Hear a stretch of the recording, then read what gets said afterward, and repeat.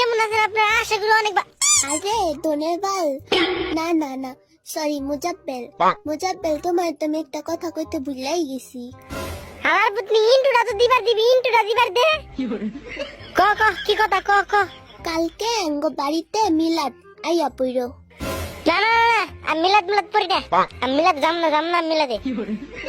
এ না আমি কইছি না আইবা, তোমার আইতেই হইব। আমার পুতনি মগের মুলুক, আমি জীবনেও যাম না, তুই একাই জায়গা যা, সর সর, আমি যাম না না তোমার আইতেই হইব, আমি কইছি না তুমি আইবা, তুমি আইবা।